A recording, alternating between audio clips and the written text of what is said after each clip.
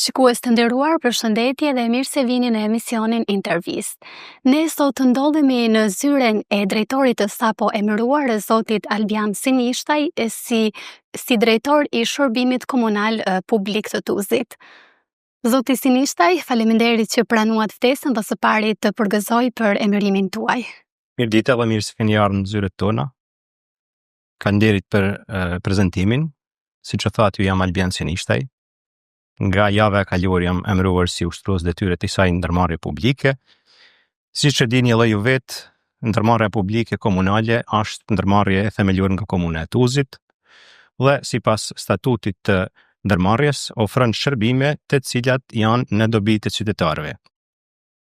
Mund të them se shërbimet tona janë ato shërbime të dukshme apo të prekshme, të cilat qytetari çdo ditë i sheh.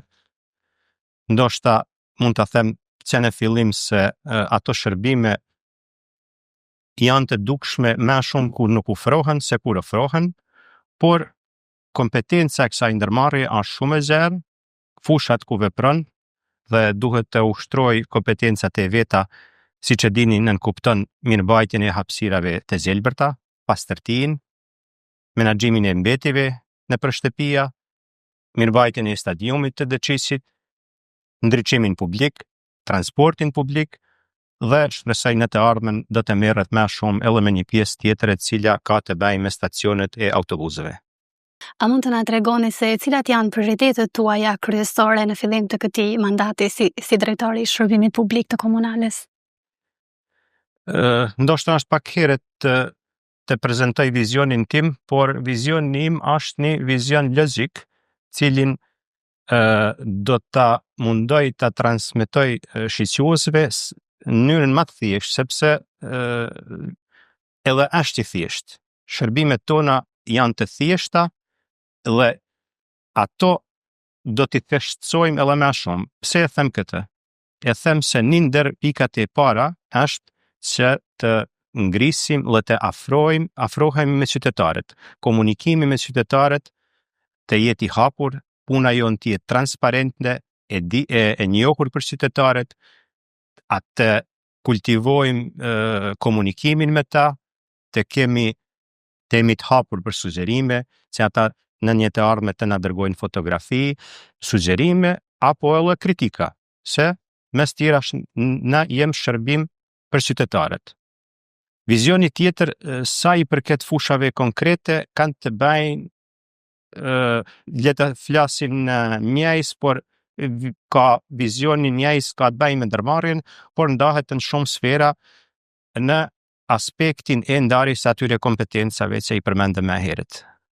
Le ta fillojmë me zilbrimin, mirëmbajtjen e parqeve dhe hapësira e publike. Do të mundohemi që ato të jenë të rregullta, të jenë në orar të caktuar, të jenë kvalitative.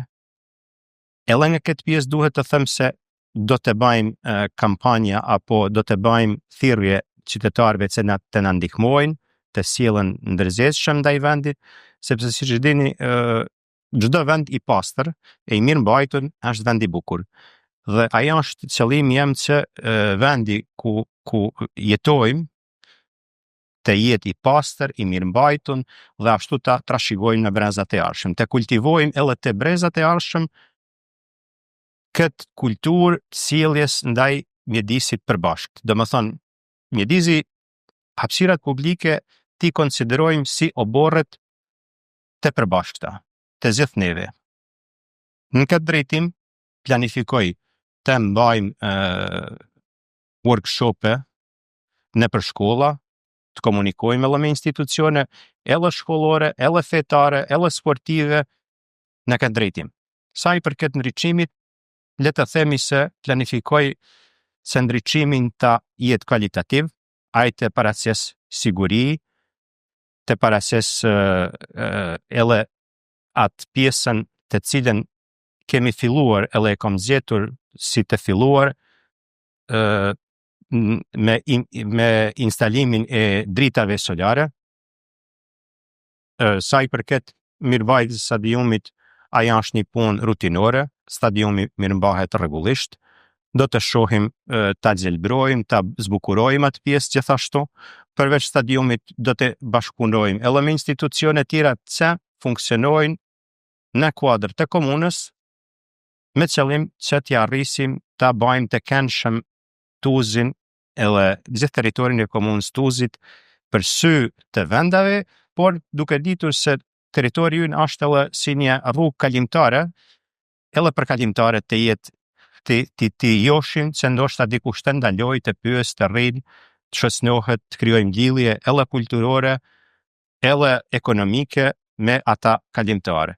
Sa i përket linjave të autobuseve, plani ynë është të ndërtojmë stacionet e autobuseve, pa dashur të hyjmë detaje sepse gjitha këto pune kanë një farë procedurë të cilat duhet të respektuar, por ajo është prioriteti numër 1 sa i përket transportit publik.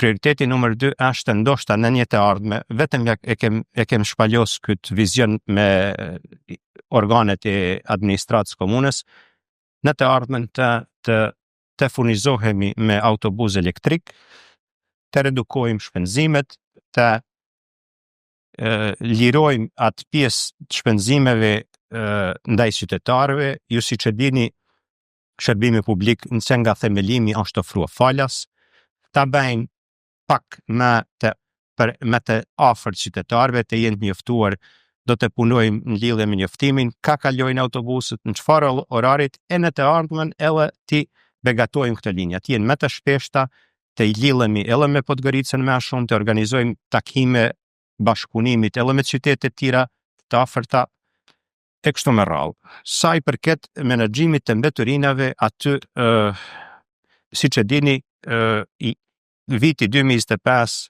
a kanë i dedikuar ka shkuar në drejtim që të shkojmë në koshat e veçit, në për shtëpia. Një farë analizët është tregua e sakt, kisha me thënë edhe pse është ndoshta herët ta gjykojmë, por është tregua e arsyeshme se me heqjen e kontenerëve të mëdhej është zvogluar numri i deponive të egra. Këtu më duhet të them edhe të bëj apel të qytetarët që njoftohen me shërbimet tona më shumë, të na thrasin, të na kontaktojnë në numrat tonë të ndërmarrjes sonë, nuk është nevoja që të hidhen mbeturinat në për hapësira publike. Kem pas akcione edhe në kaluame e ato do të jenë edhe më shumë në të ardhmen se ato hapësirat ku kite mbetjet e egra i kem shndruar në parqe, por ta shtojmë edhe numrin e parqeve edhe gjelbrimit në të ardhmen. Shumë mirë. Atëherë le të flasim pak edhe për gjendjen aktuale në të cilët ndodhet komuna e Tuzit, pra shërbimi komunal. Si e vlerësoni ju këtë shërbim komunal parë nga këndvështrimi juaj tashmë si drejtori sapo emëruar? Shiqoni, gjitha ato, siç e thash në fillim, që shihen kur kush nuk i koncepton se dikush punon që të jenë të mirë mbajtura, si pastërtia, si dritat, si rrugët. Pas sa atij shërbimit normalisht se qëndron edhe kushtet administrative, edhe operative, edhe teknike. Më duhet ta them një gjë. Kjo ndërmarrje është formuar në vitin 2019. Në ato momentet e pararësit e mi në këtë pozitë e kishin mes vështirit, sepse nuk kishin as hapësira, as kushte njerëzore, as teknike. Duke ja falënderuar atyre edhe nënkuptohet administratës komunës, në gjithë punësuarve, është arrit një standard të kemi mjetet elementare që të funksionojmë. Duhet të dim se ato mjete nuk janë adekvate ashtu si që do të donim ne, sepse sigurimi aty në mjeteve mrenda një periudhë as të shkurtër, se ju e dini sa është komunë e re Tuzi, ka qenë i pamundur. I kemi siguruar mjetet e domosdoshme, a janë ato kvalitative dhe në hap me kohën, le të jemi të sinqertë, nuk janë, por i kemi përdorur dhe i kemi shfrytzuar maksimalisht, çka do të thotë se do të vazhdojmë në drejtim. Plani ynë në lidhje me këtë gjë vetëm ka filluar të realizohet. kemi projekte të cilat I financojnë organizatat ndërkombëtare, Unioni Evropian, institucionet ndërkombëtare që funksionojnë në Maltezi, le ta marrim një shembull, le të dinë edhe qytetarët se së shpejti ndërmarrja jote do të fitoj 2 kamion për menaxhimin e mbetjeve, një bagër për ofrimit shërbimeve të tjera, cilat ju ofrojnë qytetarëve dhe në një të ardhme në harmoni me projektin, siç është definuar në projekt, do të bëhet edhe shpërndarja e koshave të plehrave të falas. Paka shumë kjo është ajo që e shoh si zgjedhje aktuale, siç e thash më herët, do të mundohemi të furnizohemi me autobus modern për të ulur shpenzimet e ndaj qytetarëve dhe projekte të cilat kryesisht kanë të bëjnë me kursimin e mjeteve buxhetore të komunës. Shumë mirë. Atëherë mund të na thoni edhe se cilat janë objektivat afatgjata që ju dëshironi të arrini gjatë mandatit tuaj? Objektiva afatgjata, le të themi shkurtimisht, në mënyrën sa më të thjeshtë. Modernizimi I mjeteve operative, funksionalizimi I procedura administrative, ngritja e nivelit të marrëdhënie me publikun, me qytetarët, të rrisim ndërzjezjen e të gjithëve, se të ruajmë vendin tonë, të furnizohemi me pajisje moderne, e që kursejnë, si thonë, është që janë bashkëkohore, për ndriçim, për grumbullim, për deponim të mbetjeve dhe ta lam të uzin dhe gjithë malësin të jenë ashtu si që ka falë Zoti, do të thotë një hapësirë bukur, e këndshme për jetuar dhe për të vepruar. Faleminderit. Atëherë nëse mund të jepni edhe një mesazh të fundit për të gjithë qytetarët e Tuzit. Po. E thaç edhe më herët gjatë intervistës, qytetarët I thras të jenë partnerët tonë, të bashkëpunojnë me ne, të komunikojnë me ne.